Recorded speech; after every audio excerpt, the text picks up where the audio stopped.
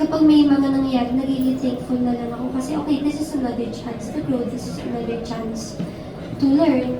So 2025, di ko alam, healing, growth, or happiness ba? Sana happiness? Ewan ko. Now, I don't know. Excited lang ako. Pero 2024, thankful din ako dun. Di ko talaga in-expect yung top 1. Like talagang, tahimik lang ako nun eh. Alam mo, tahimik ako nun, masaya lang. Tapos, galing mo talaga, Lord, na may pahabol ka pa talaga. Yun talaga sabi ko, may pahabol ka pa? Yan tuloy. Mayabang na ako. You know, thankful ako sa 2024. Happy ako sa lahat na nangyari. Alright. Okay, now let's go to the next question from Trisha Matias of Metro.style.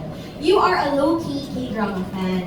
Since Philippine adaptations of Korean dramas are even more possible today, given a chance Oh my God! to star in a local remake of a Korean series, which drama do you want to work on and why? Ayoko sasabihin. Baka hindi matuloy. Hindi matuloy. Kasi alam ko kapag nabigay sa iba, may mga magsasabi, di ako ni Anna Villalobos. So, parang yung pride ko lang. Okay. So, kapag nakuha ko na lang siya, nakuha ko na lang. Ano na lang. Pero meron talaga akong in mind. Later, bubulong ko sa'yo. Meron talaga akong in mind na talagang, kung meron mang gagawa niyan, dapat talaga ako. Mabibigay ko talaga yung buong pagkatao niya kasi ako yun eh. Ako talaga yun. Naiyak talaga ako. Ngayon parang naiyak. Kailangan ko siya makuha. Parang kunyari, ano na ako, mangyari yun pag 30 na ako, tapos kunyari din, ewan ko, 35, tapos sabihin natin, for example, baka din ako nag-artista or what, like, alam mo yun, doon ako sa anak ko or something. Kapag nalaman ko na i-remake, Babalik ka. Babalik ako! O kaya kapag may problema, hindi kasi ma-produce, ako magpo-produce! Nilakas mo! Tatawag ako, Lucky Beauty, meron ba tayong extra money? Ako na, bigay mo sa akin, gagawin natin itong project na to, akin na yan. So, wait, nabigyan mo na kami ng clue. Yung drama, What? medyo may edad. Kasi sabi mo 30 to 35 eh. Hindi naman. Hindi Hindi naman. Okay. Kasi sabi mo Actually, may babalik ka dalawa eh. May dalawa. dalawa. Yung isa, medyo ngayon pa lang, nasa acceptance stage na ako na medyo mahalo. Medyo, Love your runner! May nagsasabing.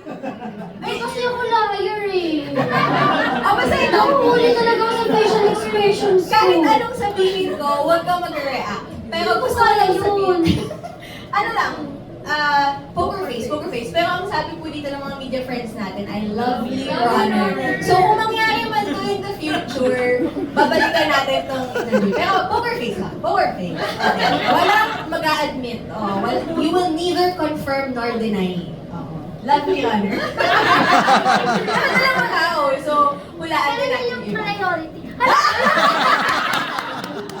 Sinabi niya off mic. Hindi natin sabi ko ano yung sinabi niya off mic. Pero I'm sure, lahat Pag din dito yung excited. nakuha, walang mga asara. Walang develop sa akin Ano kaya pakiramdam mo yun? Hindi niya nakuha.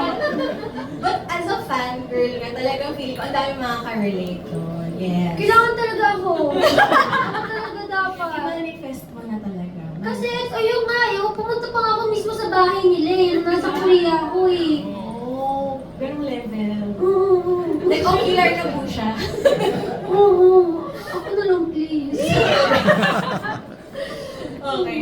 Ito namang next question niya. As a creative, is there something that particularly inspired you from your recent holiday travels? Nasagot mo na yan, yung music nga.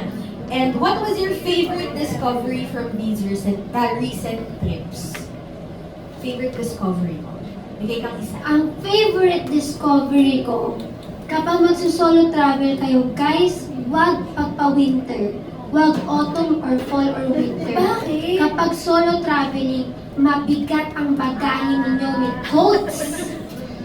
Discovery ko to at talagang tuturo ko to sa lahat ng gusto ng solo travel. Mag-solo travel kayo summer. Oo. Bakit summer? Ang bitbit nyo lang sando shorts. Maninipis. Magaan, manipis, Sunday dresses.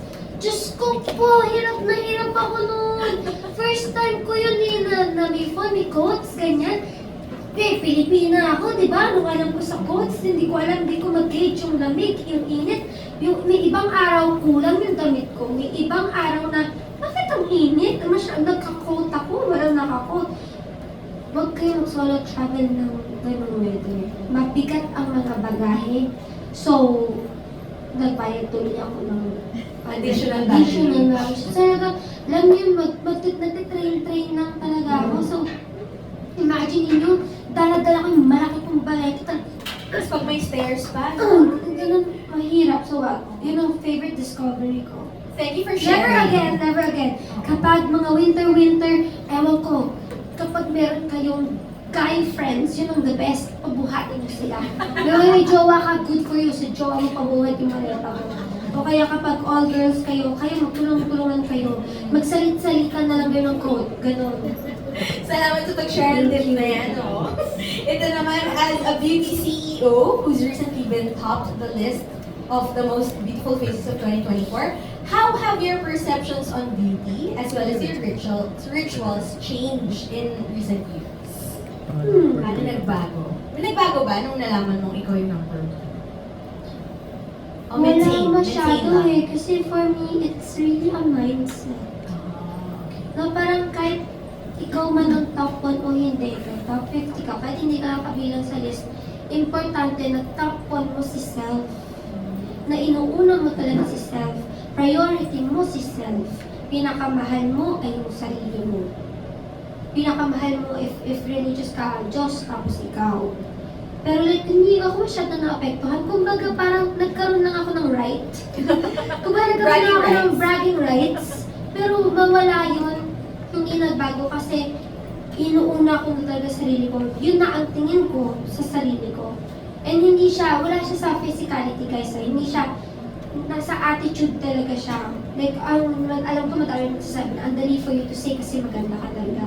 Hindi. Dati, sobrang insecure ako. Sobrang hindi ko nakikita na maganda ako. And I've struggled with that for so many years. Kailan ko lang na-acknowledge na, uy, baka nga-cute ako when I was 19 or 18. Ang self-love hindi yan overnight.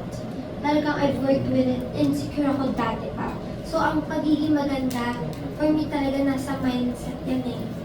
So, kailangan mo na talaga mahalin yung sarili mo. So, wala nagbago na sinabi ang top 1 ako.